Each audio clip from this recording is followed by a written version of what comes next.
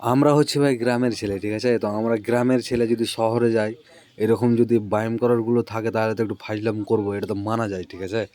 তো চলে এসেছি একটু ব্যাঙ্গালোর কাজের জন্য আর ঘুরতেও, ঠিক আছে?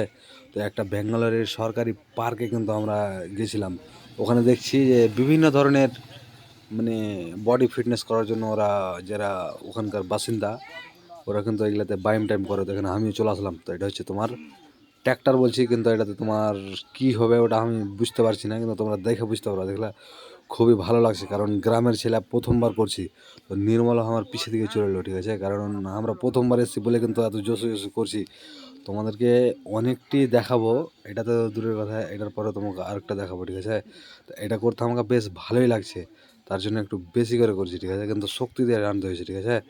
তো ভিডিওটা তোমরা দেখো, এটা হচ্ছে আরেকটা নতুন জিনিস, ঠিক আছে? এখানেই করবা, দুটো হাত থেকে ধরে রাখবা আর এদিকে দিয়ে দেবে। এই জায়গাটা কিন্তু কোমরের কিন্তু খুব কাজ দিবে।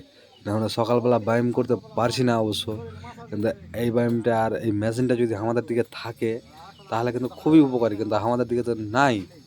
নাই, আমাদের দিকে নাই বলতে গেলে ভুল হবে, যে টাকা খরচা করে এটাকে কিনে নিয়ে বাড়িতে বসাতে হবে, ঠিক আছে? তো এটা হচ্ছে তোমার মানে পেট যদি কারো যদি বড়ো হয়ে যায়, ঠিক আছে? তা এটা কিন্তু খুব সুন্দর ব্যায়াম। এই ব্যায়ামটাকে লাগিয়ে তোমরা শরীরটাকে ফিটনেস আনতে পারবা, সিক্স প্যাকও বানাতে পারবা, ঠিক আছে? আমার মন বলছে।